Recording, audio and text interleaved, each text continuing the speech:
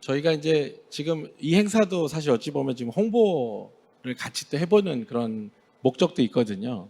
다양한 형태의 이제 홍보 채널이 좀 필요하고 뭐 이제 그런 부분에 대해서 고민하시는 분들도 굉장히 많을 거라고 생각합니다. 이게 혹시 질문 이런 것들에 대한 혹시 사례를 지금 박정민 팀장님 혹시 우리 사례로 한번 좀 소개해 주실 수 있을 만한 게 있을까요? 네. 뭐 사실 저희가 이제 B2B 비즈니스를 많이 위주로 했고, 그리고 사실 일반인들이 저희 회사를 알거나 아마 대부분 다 일반인들을 위주로 하는 회사는 아닐 거라고 생각을 합니다. 그래서 사실 일반 소비자들한테 홍보라는 개념보다는 이제 우리를 고객화할 수 있는 그런 기업들의 알려지는 것들이 저희는 사실 B2B 비즈니스의 홍보나 공유 좋은 사례라고 생각을 하고 있고요. 그러기 위해서는 사실 그 기업만이 갖고 있는 어떤 철학이라든가 아니면 상품에 대한 뭐 이런 퀄리티는 당연히 기본이 돼야 되겠지만 얼마만큼 고객들한테 가치를 제공할 수 있을지 이런 것들이 준비가 되어 있어야 사실 선제적으로 더 준비가 되어 있어야 될 부분이라고 생각을 합니다. 사실 그 글로벌 기업 앞에서 말씀드린 것처럼 그런 글로벌 기업들은 알아서 다 홍보를 잘 하시고 또 알아서 마케팅을 잘 하고 계시지만 사실 국내에만 좀 한정이 돼 있거나 아니면은 어떤 정말 기술 집약적인 기업들은 사실 사업화 하시기가 상당히 좀 어려운 부분들이 있거든요. 그래서 그런 부분에 대해서는 좀 각 기업들 간의 시너지를 잘 발휘할 수 있는 그런 협력에 대한 발굴을 계속 지속하면서 실제로 이런 홍보나 공략에 대한 부분들을 잘 할 수 있는 어떤 대기업 집단이다 아니면은 이런 정부기관의 어떤 프로모션을 좀 태워서 하는 방법으로 좀 제안을 드리고 싶습니다. 네. 예. 정부 프로모션 얘기하시니까 또 정부 쪽에 지금 5G 쪽이나 또 스마트 제조 쪽에 대한 다양한 정책들도 있었던 걸로 기억을 하고 또 금융권에서도 이런 부분에 대해서 되게 다양한 준비들을 좀 해주시는 정책들도 있는 것 같은데요. 오늘 또 본 행사에 산업은행에서 또 자리해 주셨어요. 그래서 산업은행에서 이런 부분들을 한번 전체를 포함해서 정책적인 부분과 그리고 또 금융 쪽에서 생각하시는 방향에 대한 얘기를 간단하게 발제를 좀 해주실 수 있으시겠습니까?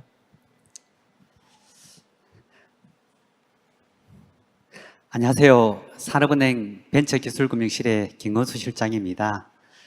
스마트 팩토리 생태계 구축과 관련된 금융 지원 내용에 대해서 말씀을 드리겠습니다.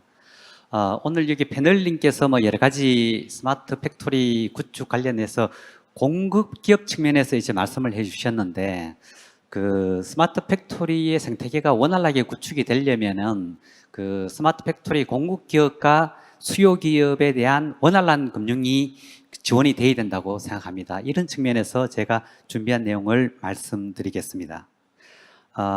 먼저 산업은행 소개, 그리고 5G 스마트 팩토리 정책 방향, 그리고 정책금융기관의 지원 프로그램 등에 대해서 말씀을 드리겠습니다. 저희 산업은행은 1954년 이후에 대한민국의 지속 성장을 견인하는 선진형 정책금융기관으로서의 역할을 다해 왔습니다.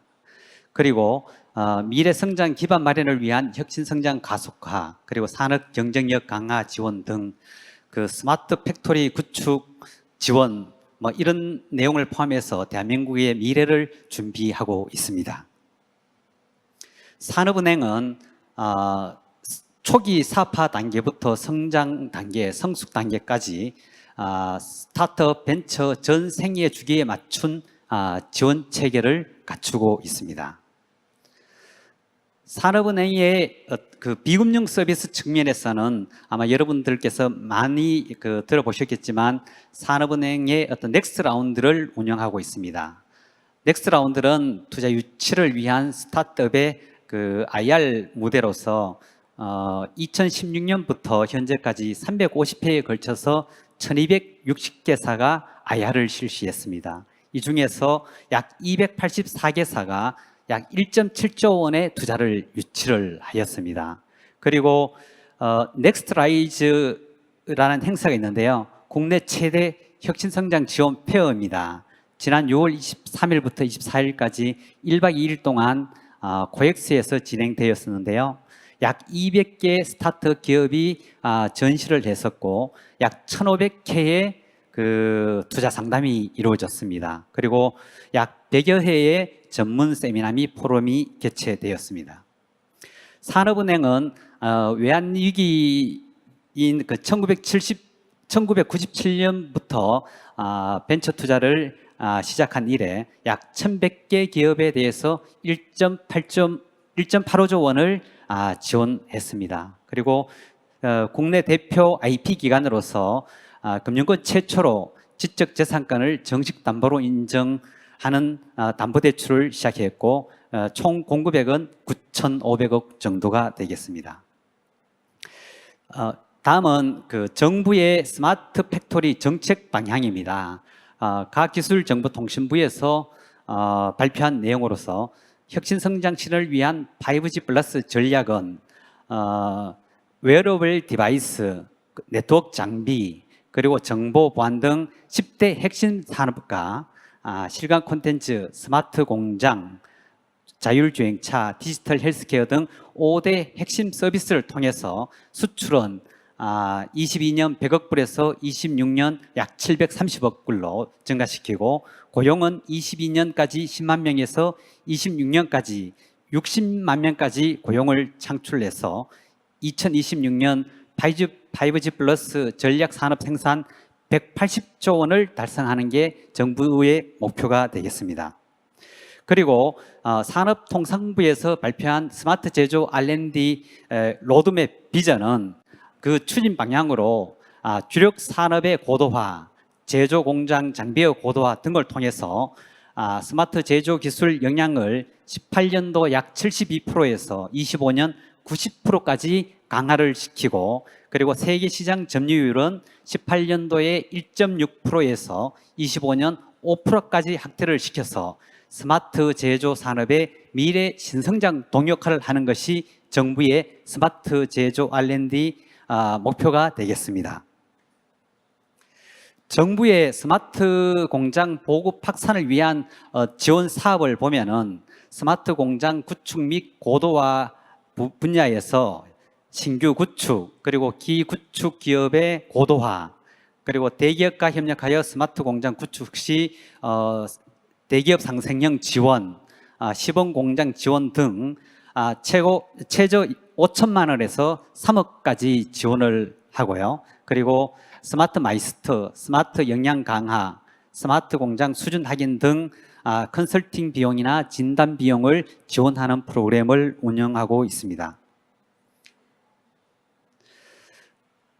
스마트 공장 구축을 위한 정책금융기관의 지원 프로그램 내용입니다. 산업은행은 스마트 공장 지원 특별자금, 스마트 공장 보급 지원 특별 온랜딩, 혁신성장 산업 지원 특별자금 등 다양한 스마트 공장 구축을 위한 지원 프로그램을 운영하고 있고 이 외에도 기업은행, 신용보증기금, 기술보증기금, 중소벤처기업진흥공단 등에서 다양한 프로그램을 마련하여 스마트 공장 구축을 지원하고 있습니다.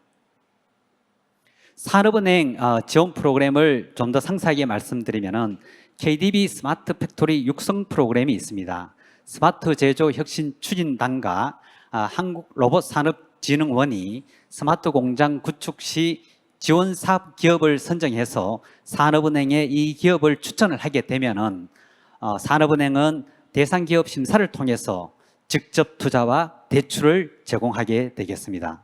그리고 KDB 스마트 공장 지원 자금은 약 1조 원 규모로 운영을 하고 있습니다. 지원 대상은 중소기업, 중견기업에 대해서 스마트 공장 신축 또는 구입, 스마트 공장 구축을 위한 설비 구입 등을 위해서 지원을 하고 있습니다. 다음으로 스마트 공장 보급 지원 특별 온랜딩 프로그램입니다. 온랜딩 프로그램은 산업은행에서 시중은행 등에 대해서 중개금융기관에 자금을 공급을 하고 중개금융기관이 스마트 공장을 구축하는 중소중견기업에 대해서 자금을 공급하는 프로그램이 되겠습니다. 약 1,000억 원 규모로 운영을 하고 있고 지원 대상은 스마트 공장 사업 참여 중소중견기업이 되겠습니다. 이 외에도 코로나19와 관련된 어떤 그 위기 하에서 다양한 지원 프로그램을 운영을 하고 있습니다. 다음으로는 5G 스마트 팩토리 얼라이언스와의 협업 추진과 관련된 내용입니다. 지난해에 산업은행이 5G SFA에 가입을 하고 금융과 관련된 분야에 대해서 협력을 추진하고 있습니다. 산업은행은 5G 스마트 팩토리 얼라이언스 참여 기업에 대한 투자, 그리고 KDB 넥스트 라운드를 통한 투자 유치 기회 제공 등 5G SFA 멤버십 기업에 대한 다양한 금융, 비금융 서비스를 제공하고 있습니다. 5G 스마트 팩토리 얼라이언스와의 협업 추진 내용을 보면은 지금 얼라이언스 멤버 기업인 버넥트에 대해서 투자를 50억 원 유치를 했는데요. 이 중에 20억 원을 산업은행에서 투자를 하였고, 그리고 스켈터 랩스에 대해서는 전체 60억 원 투자 유치 금액 중에서 산업은행에서 30억 원을 투자를 했습니다. 그리고 이 외에도 여기 얼라이언스에 가입된 기업이 투자 수요가 있으면 저희와 협의를 해서 투자를 검토하도록 하겠습니다. 그리고 5G SFA 기업에 대해서는 필요할 경우에 KDB 넥스트 라운드를 통한 투자 유치 기회를 제공하도록 하겠습니다. 그 KDB 넥스트 라운드는 혁신형 스타트업 벤처 기업과 투자자를 연결하는 KDB 산업은행의 독자적인 벤처 투자 플랫폼이 되겠습니다. 산업은행 여의도 본점 IR센터에서 매주 3회에 걸쳐서 진행이 되고 있습니다. 여기 그 스마트 팩토리 공급 기업이나 수요 기업이 각종 투자 수요가 있을 때 저희한테 요청을 하면은 넥스트 라운드에서 IR을 할 수 있는 기회를 제공하도록 하겠습니다. 지금까지 제가 준비한 내용을 말씀을 드렸고요. 대한민국의 스마트 팩토리 공장이 그 생태계가 원활하게 구축이 될 수 있도록 산업은행은 금융, 비금융 지원을 최선을 다해서 지원하겠습니다. 감사합니다. 김건수 실장님, 저희 그 얼라이언스 멤버가 이제 34개까지 확장이 됐고, 예. 앞으로도 지금 더 이 안에서 협력 프로젝트들도 오늘 이렇게 쭉 나왔는데 좀 그런 부분에 대해서도 한번 좀 관심을 많이 좀 가져주셨으면 좋겠습니다. 지금도 많은 부분에서 또 이렇게 멤버사들 간에 사실 그 KDB 산업은행에서 저희 스마트 팩토리 얼라이언스에 가입을 하신다 해갖고 다들 그때 은행에서 또 솔루션 만드나 OT인가 IT인가 이런 적이 있었던 것 같은데 사실 그보다 더 훨씬 큰 그림으로 그려주시니까 그런 부분에 대한 좀 더 많은 발굴도 좀 있었으면 좋겠고요. 기업들에 대해서 특히 아까 말씀하신 중소기업들이나 이런 부분들에 대해서, 그리고 협업 프로젝트에 대해서도 좀 혹시 그 어떤 금융권, 그러니까 금융 쪽으로도 비금융적으로도 지원할 수 있는 그런 방법이 좀 있는지 혹시 그 질문 하나 좀 드려볼까요? 예. 그 뭐 저희들은 그 지난해에 그 5G 스마트 팩토리 얼라이언스에 가입해서 협력을 하게 된 것에 대해서는 굉장히 기쁘게 생각하고요. 그 이제 스마트 팩토리 공급 기업에 대한 어떤 그냥 투자, 그리고 스마트 팩토리를 구축하려고 하는 그 수요 기업에 대한 어떤 대출, 그리고 다양한 금융 지원, 그리고 오늘 여기에서 패널님께서 말씀하셨던 어떤 많은 그 협력 사업에 있어서 금융 지원이 필요하다면 저희들과 협의를 해서 필요한 금융을 지원을 하도록 하겠습니다. 네, 감사합니다. 네. 이렇게 또 갑작스럽게 출연해 주셔서 좋은 내용을 설명해 주셔서 굉장히 감사드리고요. 저기 패널 분들께 지금 뭐 오늘 이렇게 또 정부 사업에 대한 이슈들도 좀 있는 것 같고요. 또 이렇게 B2B는 사실은 뭐 국책 사업으로도 많이 추진되는 지역 사업들도 많이 있잖아요. 뭐 그런 사업들에 대해서 아마 참여해 보신 경험들도 있으실 테고, 또 그런 정부 사업들이 갖고 있는 참여했을 때 또 혹은 이런 이제 정책 사업들을 통해서 느꼈을 때 생기는 어떤 그 뭐 개선점, 애로사항 뭐 이런 부분도 좀 있을 거라고 생각되는데요. 혹시 그런 부분에 대해서 그 어떤 분이 먼저 이렇게 설명해 주면 좋을까요? 우리 권종욱 이사님은 혹시 그런 정부 주도했던 이런 프로젝트 경험 있으시면 그 어떤 애로사항이 있었나요? 진행하면서? 최근에 그 과제 따기 참 힘들다 이런 생각 들었고요. 네. 열심히 준비를 했는데 네. 이런 생각해봤습니다. 그 어떤 그 공급하는 측면에서 어떤 기술이나 어떤 서비스 측면의 평가도 굉장히 중요한 부분인데 그 수요 기업 측면에서 얼마나 그 얻을 수 있는 것들이 있을까? 그 다음에 수요 기업이 그 원하는 서비스들이 뭘까? 또 원하는 방향이 뭘까 하는 관점에서도 또 어떤 평가의 하나의 포인트가 되어야 될 것 같은데요. 그런 관점에서 이제 뭐 수요 기업과 그 다음에 이제 수요 기업의 어떤 기술이나 서비스를 제공할 IT 기업과 어떤 좋은 짝을 이루고 또 과제가 일회성으로 이렇게 끝날 것이 아니라 좋은 성과와 또 좋은 레퍼런스가 만들어지는 과제들에 대해서는 이제 또 다른 어떤 투자로서 확산해 나갈 수 있는 어떤 그런 인센티브나 뭐 이런 제도 같은 것들이 같이 연결되면 좋겠다 이런 생각을 해봤습니다. 혹시 그 우리 강지훈 이사님도 이런 경험이 좀 있으실 것 같은데요. 하도 네, 지역에 많이 또 왔다 갔다 하시는 경험이 있으시니까. 민감한 얘기인데요, 이거. 일단은 몇 가지가 있는데요. 첫 번째는 5G, 그러니까 팩토리 생태계잖아요. 그러면 5G 자체를 키우시는 건 아니거든요. 근데 이제 대부분의 과제가 5G 원천 기술 쪽으로 좀 많이 나오고요. 두 번째가 그러다 보니까 5G라는 거에 대해서 기존 네트워크하고 동일시하세요. 과제를 내실 때. 그러면 이제 지자체 같은 경우는 기존에는 네트워크를 자체 구축했으니까 자기네 자산이고 그렇게 처리하면 되는데 5G는 통신사 자산이고 그렇게 처리할 수가 없으니까 자꾸 자가망을 이제 요청을 하시거든요. 근데 정부가 5G를 밀어붙이는 이유는 아까 뭐 이제 저기서도 자료에서도 나왔지만 거의 한 130조 가까운 이런 매출을 올리기 위해선 5G 자체가 아니라 5G 생태계 기업들이 그 매출을 해야 되는 거고요. 그러려면 아무래도 상용망, 즉 저 통신사 기반의 상용망을 가지고 업체들이 뭔가를 생산하고 솔루션을 만들어야 해외에 나갔을 때 그대로 5G 망에 붙여서 쓸 수가 있는데 지금 이제 지자체들이 생각하시는 자가망 혹은 이제 로컬 5G로 가버리면 주파수가 바뀔 때마다 그걸 다 이제 새로 개발하셔야 되는 어려움이 있거든요. 그래서 상용망을 지자체에 넣어드리려고 했을 때 현실적으로 법적인 제약이 너무 많으세요. 일단 요금을 예를 들어서 뭐 1년에 1억, 뭐 5억, 10억 내야 된다. 일단 의회에서 통과를 못 하시거든요, 지자체가.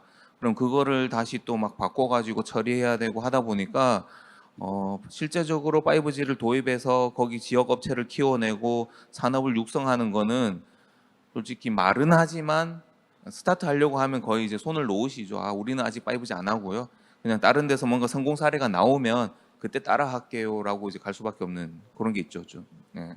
그래서 그런 부분들이 좀 이제 직접적으로 누군가가 터치를 해서 가야 될 것 같고 저희가 입장은 이해하는 게 독일이나 일본 같은 경우가 이제 로컬 주파수가 나오다 보니까 그 얘기를 많이 하세요. 이제는 그래서 한국도 로컬 주파수 가야 되는 거 아니냐 이런 얘기들 하시는데 뭐 말씀들 하셨지만 제조 쪽에 글로벌 기업들은 그쪽에 다 있거든요. 그러니까 걔네는 글로벌 기업이 주도해서 자기네 주파수 가지고 갈 수 있지만 저희는 반대로 이런 중소기업들 키워내서 그 대기업, 그러니까 글로벌 기업하고 싸워야 되는 입장이니까 당연히 통신사하고 연합을 해서 5G 이 상용망 기반에서 빨리빨리 육성하는 그런 정책들이 나오고 제가 산업은행 자료 잠깐 봤는데 예를 들어 CMS가 자금을 받고 싶다.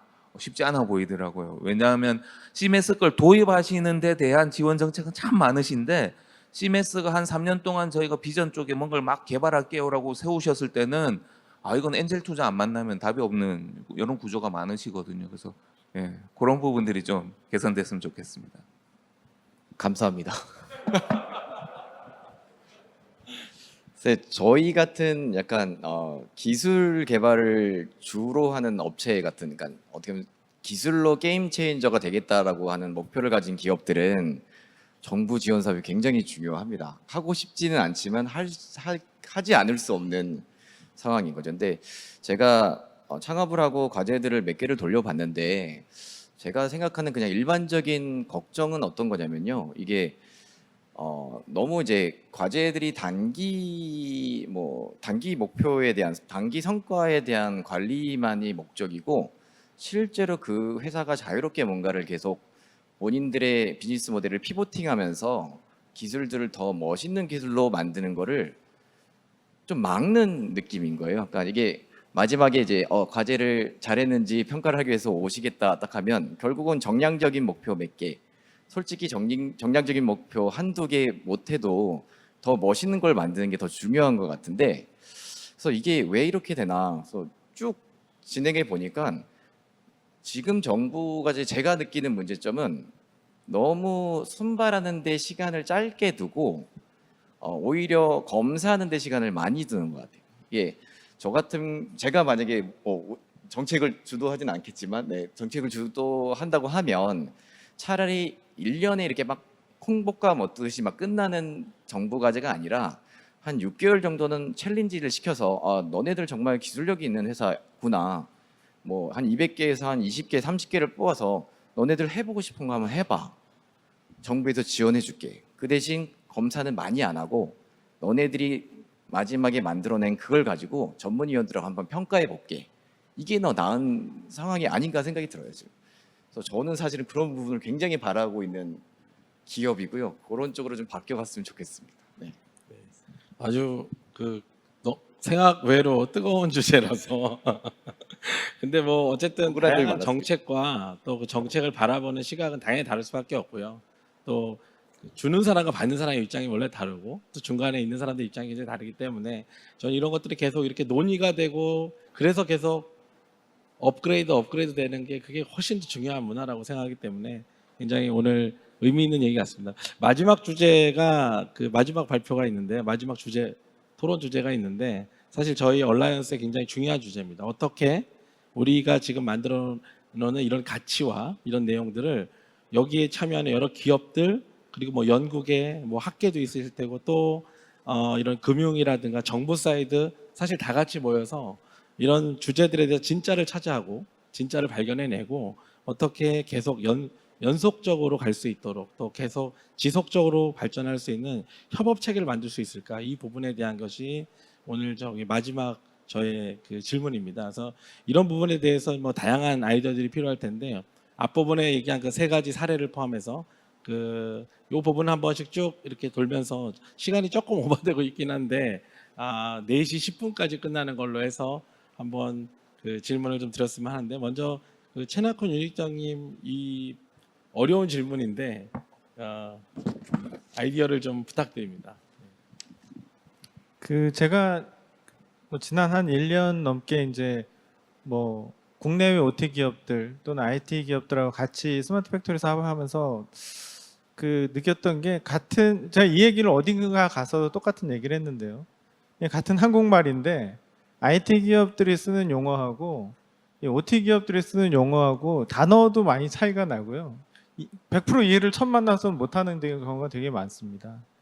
그래서 이렇게 사실 이 SFA가 만들어진 배경 자체도 이렇게 OT 기업과 IT 기업, ICT 기업들이 모여서 많은 대화를 나누다 보면 서로의 문제점이 뭔지도 알고, 그러면 이제 본인이 갖고 있던 어떤 강점을 같이 협업을 만들자 이렇게 제안도 할 수 있고 그런 것 같은데, 사실 그냥 IT 기업과 OT 기업들이 서로 만나서 허심탄회하게 대화하기는 쉽지는 않습니다. 그래서 저는 이런 SFA 행사가, 오늘 행사도 굉장히 중요하다고 보는 게요. 코로나 때문에 어쩔 수는 없지만 어쨌든 유튜브로 방영하고 이걸 편집해서 나중에 이제 다른 IT, OT 기업들이 보게 되면 이런 협업이 있구나, 이런 사례들이 있구나라고 알게 돼서 그게 또 입소문이 나면서 또 협업 사례가 더 늘어날 수도 있고요. 그래서 저는 계획을 보여주는 그런 것보다는 오히려 사례를 보여주면서 이런 형태의 협업을 같이 해보면 어떨까 하는 거를 뭐 보도자료, 옛날 시대처럼 보도자료 이런 거에 얽매이지 말고 이런 영상이나 아니면 온라인을 통해서 많이 구전될 수 있도록 노력하는 것도 이런 그 스마트 팩토리 생태계를 활성화하는 데 많은 도움이 되지 않을까 생각합니다. 그래서 오늘 행사를 우리 그 송병우 센터장님이 굉장히 기획을 잘 하셨다는 말로 마치겠습니다.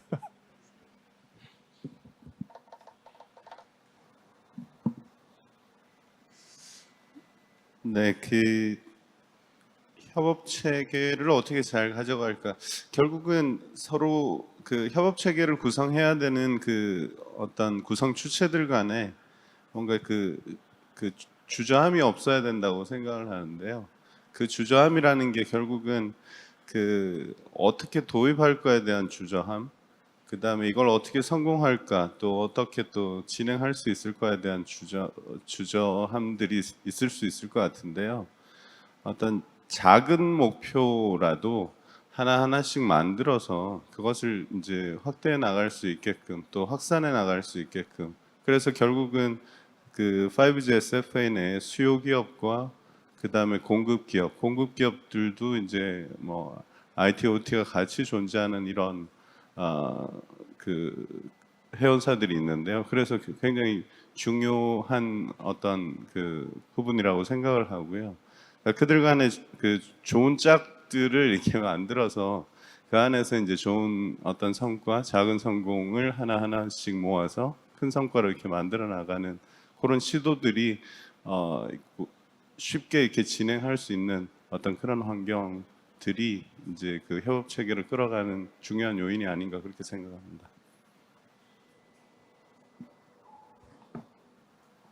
예, 일단 제가 이제 행사를 많이 뛰다 보니까 5G를 설명드릴 때 그거를 많이 말씀을 드려 이제 그 4G 때 그러니까 스마트폰 혁명이 이제 뭐였냐?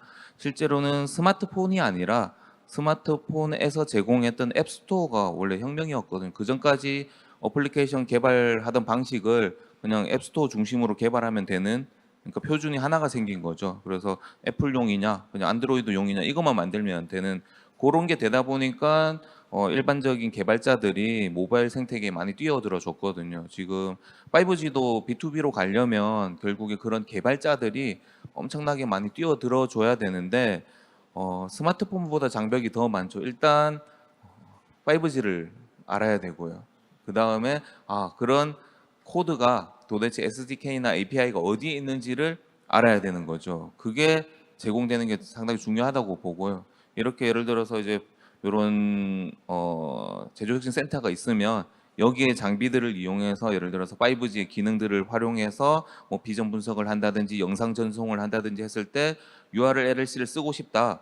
그거를 일일이 URLC 그거 한번 쓰기 위해서 SKT에 연락드리고 막 이렇게 뚫어주세요 이렇게 할 수는 없는 거잖아요. 앱스토어처럼 간단하게 API 가지고 콜해서 만들 수 있는 그런 게 이제 생태계가 만들어지고 플랫폼이 제공이 되면 거기에 이제 업체들이 많이 오지 않을까 싶고, 그걸 빨리 만들고 홍보하는 게 어떻게 보면 또 상당히 좀 중요한 일 중에 하나지 않을까 그렇게 생각을 합니다. 네. 어떤 협업 체계를 이끌어가는 게 사실은 서로에 대한 이해부터 시작이 된다고 생각을 합니다. 저희도 사실 텔레콤하고 같이 이걸 2년 동안 서로를 알아가는 시간이 한 1년 걸렸거든요. 그래서 좀 되게 중요한 과제였는데 결국은 사람과 사람이 일을 하는 거고 또 그 기술이 계속 이어지고 발전이 되기 위해서는 사실 좀 인내심도 상당히 많이 필요하고 서로에 대한 이해 노력과 또 어떤 커뮤니케이션이 되게 중요하다고 사실 생각을 합니다. 사실 그것만 잘 돼도 이 협업은 거의 한 절반은 끝났다고 저희는 생각을 합니다. 그게 차츰 선행이 되면 사회적 과제와 또 고객 지향적인 어떤 과제들을 그때부터 찾아도 늦지 않다고 생각을 하거든요.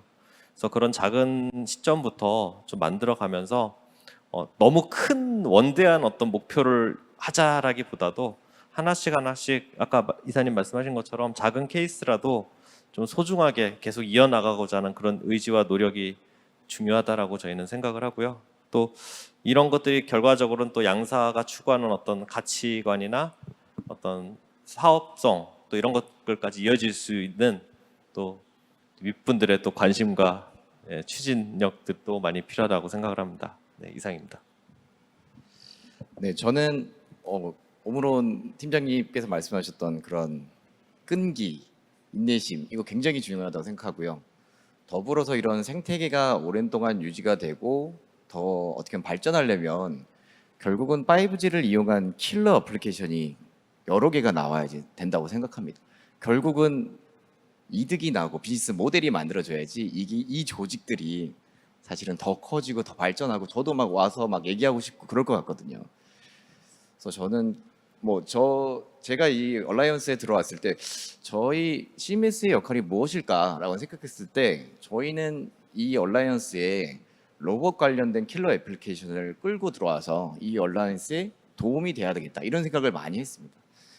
그래서 이게 잘 마무리가 안 되는데 열심히 하도록 하고요. 킬러 애플리케이션을 만들면서 저희가 오므론이나 아니면 지금 텔레콤하고도 같은 진행을 하고 있는데 그런 부분들이 지속적으로 만들어지면서 이런 것들이 발전했으면 좋겠습니다. 네, 이상입니다.